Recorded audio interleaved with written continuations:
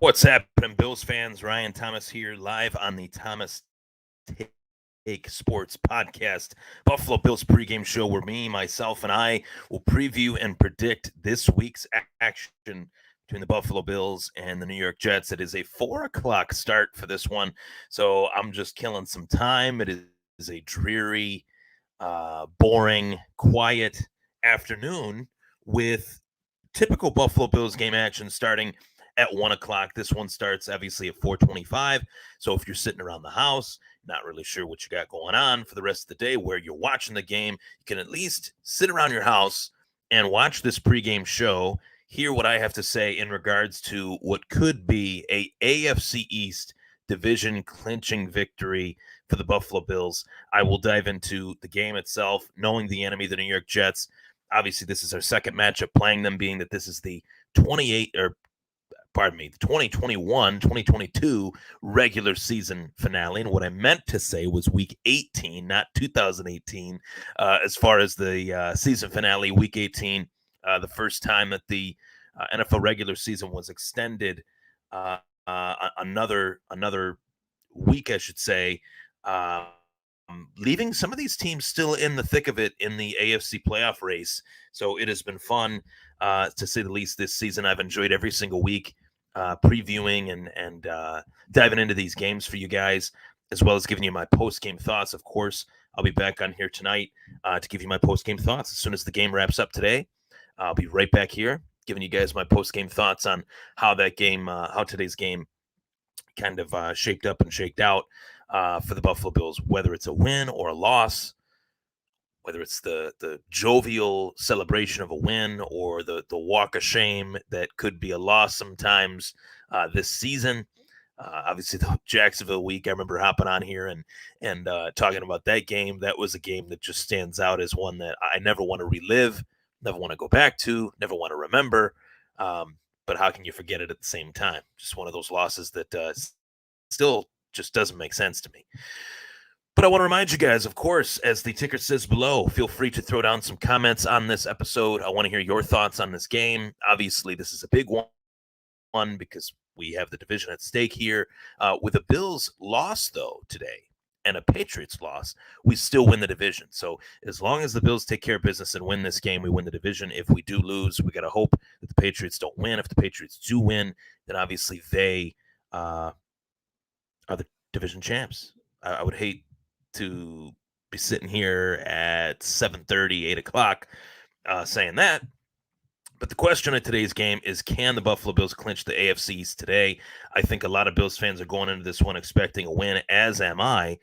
But I think it's important to know who you're playing against, know the enemy, as I like to call it. And the enemy is the New York Jets. The New York Jets are obviously in a state of transition. They're in the midst of a rebuild. Robert Saleh, their new head coach, this is his first season with the team, of course. And, you know, the Jets have a very young roster. They're a team that doesn't necessarily have a good team on paper. I don't think anybody would look at that team and say, wow, this team's got a lot of talent.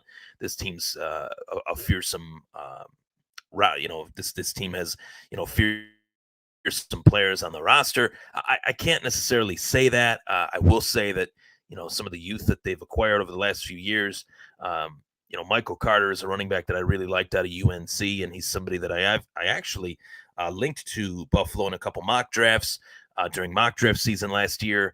But obviously he went to the Jets, and he's a very decent player. He's somebody to keep our eyes out on today. If there was one player that I would fear on this team, it would be him. Zach Wilson, fully healthy. Realistically, though, looking at this game, as I said, the Jets, they're not the most talented team on paper, but really they have a lot to play for today. They have an opportunity to go into Orchard Park, take away the Bills' hopes of putting the AFC East in their own hands. As well, this is the last game that the Jets will be playing for the next 8 months. That actually has meaning to it. So I think the Jets are going to come in here not wanting to go out, with their tail tucked between their legs. I think they're going to come into this game with a fire and with a passion, where they could, show moments in this game that will leave Bills fans wondering what the heck's going on here. It's happened before. Do I think it will happen? I'm not saying that. I think it could potentially happen. Uh, Being that you never look past the opponent. You have to know them. You have to respect them. You have to understand them. And I think that's the key to success in this game today is not taking anything for granted, not overlooking an opponent. Last week against Atlanta, I think the Bills tried to do a little bit too much in that first half, and it came back to bite them. I think less is more. Simple is better in this game against the Jets because Robert Saleh's team, albeit not the best team on paper, they are a team that shows up for their coach. They are a team that plays with discipline, and they're a team that's beaten very good teams this year. They're a team that's beaten the Tennessee Titans, and they're a team that's beaten that has beaten the Cincinnati Bengals. So that's a point that I don't think could be said enough. Is the fact that we have a team that isn't that great on paper, but a team that we just can't take for granted. I have been on quite a few shows this week outside of this show, and it was awesome to get the chance to guest spot on three separate shows leading up to this game. And I think my biggest point that I've kind of talked about leading into this game, leading into the playoffs, is the Buffalo Bills did clinch against the Atlanta Falcons, clinched that playoff spot. But I truly feel that there's a point that really needs to be hammered home amongst the AFC, and that is a simple point that the Buffalo Bills, in my opinion, are peaking at the perfect time. They have shown week in, week out, ebbs and flows to their season, that some of which, as I alluded to, the Jacksonville loss, that's one that I still can't wrap my head around it. But post the Tampa Bay loss in overtime, post the abysmal first half that we saw out of the Bills against Tampa Bay, recapturing a little bit of that fire, that offensive firepower that makes them such a dynamic team. I've seen a different Bills team since that second half against Tampa Bay. I've seen a more balanced, a more complete, a more disciplined team than what we had seen weeks prior, even in the stretch run there to start the season, where, let's be honest, we weren't exactly playing the best opposition. We weren't exactly playing the Bucks or the Colts at that point in the season. We were playing Washington. We were playing Miami, who had no idea who they were at that point. And as a season wears on, it's a long season. You get to find out the characteristics of your team, your identity of your team. And I feel like Buffalo these last few weeks has actually accomplished something that I had heavy doubt as to whether or not they could do. They've accomplished the ability to run a balanced offense. And that's something that I think contributes in large part to the reasons as to why I feel the Bills are peaking at the right time. As far as a run game with Devin Singletary, we're actually finding ways to run the football. And, a lot of flack was put on this offensive line these last few weeks, prior to, I guess you could say, the Tampa Bay loss and losses prior to Indy and such, where we were pressured, where Josh Allen was forced to throw the ball, earlier than he wanted to. But this offensive line, the starting five these last few weeks, to me has looked very good, and to me has looked as if they're ready, willing, and able to show up, be physical, and really control the line of scrimmage, not be pushovers, essentially. And I think that's something that, going into this game, the New York Jets, their front seven, Robert Saleh, that's his expertise as the defensive side of the ball, and particularly generating a pass rush. I am very excited to see this version of the Buffalo Bills offensive line that we've seen the last few weeks. Hopefully it carries over, to this game. I think that's extremely important for the Bills to get the win today. I want to get to some of your comments here. I see some comments trickling in, so feel free to fire away comments in the comments section below. Alyssa Wagner says, it's nice to know we have some sort of a run game to rely on if we need it. And I couldn't agree more. The question was, who was that RB1? Who was that guy? And to me, it always was Devin Singletary. And to see him put out the effort that he has the last few weeks. Last week, he had 2 touchdowns, over 100 yards. Very successful day at the office for him last week. I hope to see that run game continue to flourish today. It's a great comment, Alyssa. Thank you for throwing down that comment. Lisa Johns, she says, would love to see the Bills and Buccaneers in the Super Bowl. And Lisa, that's what I thought we'd see last year when the Bills went to Kansas City. I thought the Bills could beat Kansas City last year. We came up short, only to beat them in the regular season this year. But it's safe to say that I do believe part three is on the way. So if we can get past Kansas City, if Tampa Bay continues to look like they have, we could potentially see it. I know one thing is for sure as well. Kind of mentioning the Buccaneers here, Lisa, kind of inspires me to kind of think of last week where the Bucs were brought to the brink by the New York Jets. The Jets had a first half lead on the Bucs. It didn't last long with TB12, leading the comeback once again. But I do believe that the Bills should have success against the Jets. These teams, they draft as if they're trying to beat the division. They're trying to win the division. They know they got to play these two divisional teams twice, and I feel like the Jets aren't really well versed in terms of stopping Buffalo, whereas Buffalo is built to stop the Jets. So that'll be interesting. Ken Zintel, he is always commenting on the show. Much appreciated, Ken. Ken says, if the Bills win today, my daughter's boyfriend has to get a pink mohawk. If they lose, I have to. He is a Cheatriot fan. I like how you said Cheatriot. Hey, I'm hoping that your daughter's boyfriend has to get a pink mohawk, of course. That is an awesome bet.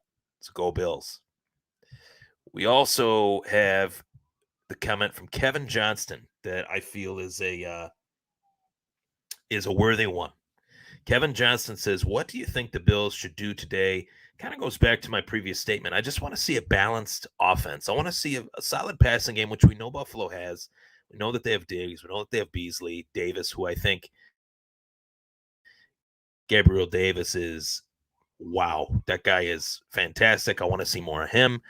Dawson Knox has had a phenomenal year this year. It's been a career year for him, but I want to see a balanced attack today. I think that that's something that it's a good week to, I want to say practice because it is a game, but it is a good week to do that against a team that isn't as good on paper as you prepare for your next playoff opponent. And just looking at the AFC, the outcomes of how these seeds are going to be drawn up heading into playoffs next week is the simple fact that, the Bengals and Browns game is the one to watch this week. That's the one that I'm keeping my eyes out on now as I record the show. If the Bengals win, we have a shot. We don't have a shot of moving upward. If the Bengals lose, we have a shot of moving up to the 3 seed. So 3-4, I think we're in that vicinity, and it'll be interesting to see who we play next week. But I have an idea of who I want to play, and that is, to Ken Zintel's point, the Cheatriots. That's the team that I want to play part 3. I want to see what they got. I want to see what they have with this third one. I talked a very fired up game earlier today in terms of it's the Ali Frazier, and it's an opportunity for the Buffalo Bills to kind of shut up not the Buffalo media, but more so the national media. Because I think even the Buffalo media doesn't fully believe in this team as much as they should. I think the Buffalo media looks at this team and says, yes, they're very good, but they're not as good as they should be. And yeah, maybe in these losses this year, but I do believe my heart of hearts that I'm not fearful necessarily of any AFC team in this playoff bracket, in this tournament that we're about to embark on after this game. I'm not worried about the Bengals. I'm not worried about the Colts. I'm not worried about the Patriots. Bring them all on. I'm ready to take them all on. I'm ready to throw this out there that, any given Sunday, as well as the Buffalo Bills, have a balanced team. And when the Bills play balanced football, I feel like they're very tough to beat. This defense that does not get enough credit is ranked as the number 1 defense in the NFL for a reason. And I think it's the fact that, they might not be getting the heaps of praise by the national media, but they are a team that a defensive side that plays balanced and does communicate well, and everybody kind of does their job. And I think that that's good enough for this game. But will that be good enough heading into the playoffs? We'll find out. The injury report, the inactives list has not been reported yet, to my knowledge. But I will check that through who I deem to be the best source out there, the Buffalo Bills themselves. So let's see, inactive list. The inactives have not been reported yet. Not that I have seen.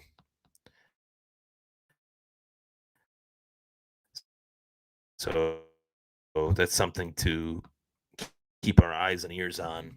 Let me see if I can find detail that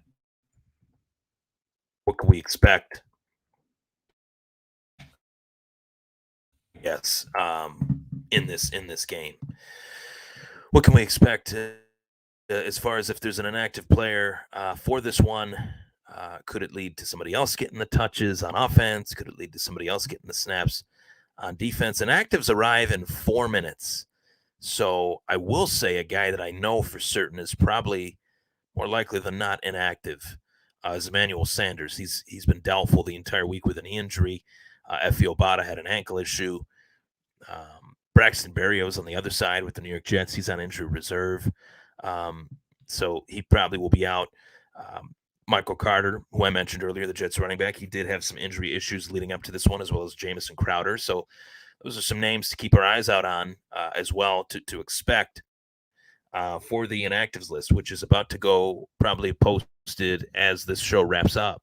So maybe I can give that to you as the show progresses here. It's probably about 2:52. It's about 3 minutes to 2:55 when that list does get reported.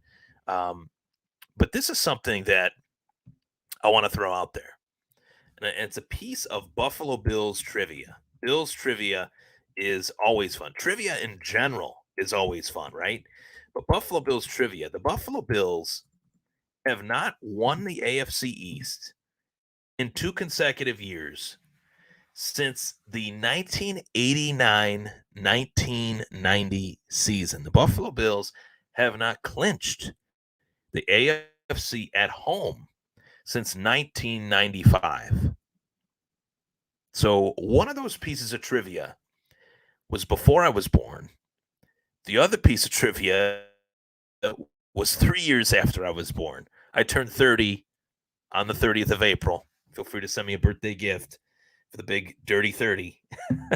But I'm just blown away by that. I'm more blown away by the fact that the last time they won the AFC East in consecutive seasons, it was 89 and 90. And I had to I had to realize why. I realized why quickly. There was one year where they played an AFC wildcard game, and the game they call it the greatest comeback. I don't know much about that. I can't really remember what really happened in that game and why people call it the greatest comeback.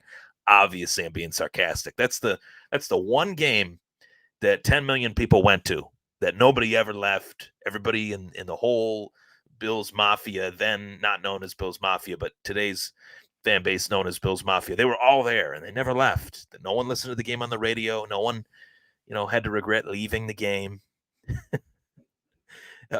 So yeah, that had to be thrown out there. I had to throw that out there. As far as one of the years the Bills did go to the Super Bowl, they played a wild card in the wild card round against the Houston Oilers, down 35-3. They win that one with the second half of the ages led by Frank Reich, who was obviously the head coach of the Colts. So first time that I had really looked into that, I thought, when was the last time they won the AFC East in 2 consecutive years? Because they hadn't won the division in 25 years after they'd won it last year. So something out there for everybody as far as some trivia to end the show. So last and certainly not least, of course, I always end the show with a score prediction as well. I will get that inactives list for you guys as this show ends.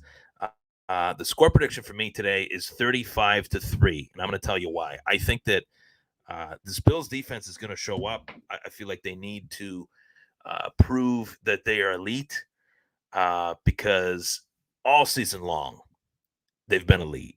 And all season long, even in losses, they've shut it down and have not gotten the credit that they deserve. And now that Trey White, has been out for as long as he has, a lot of people were fearful about who takes his spot, who shows up, who is there anyone on this roster that can alleviate that loss.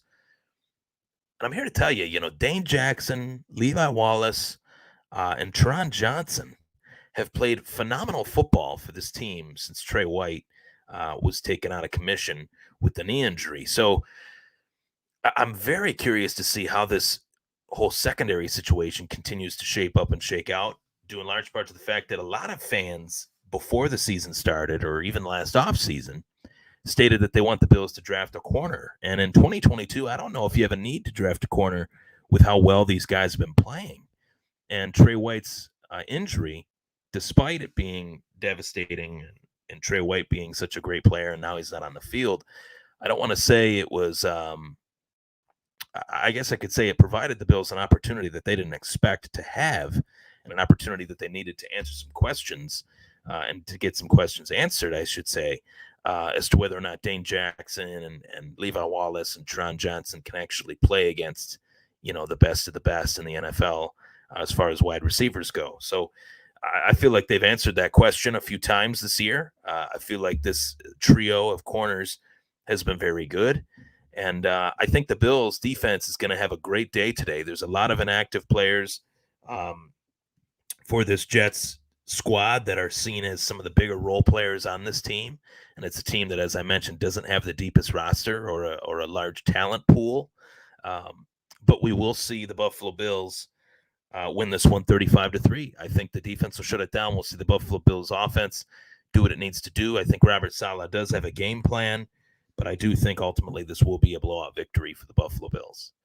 Might be some moments where the Jets make things happen, but I think the Bills are going to win this one 35-3. That inactive list, let's get to it. That was a question that was asked.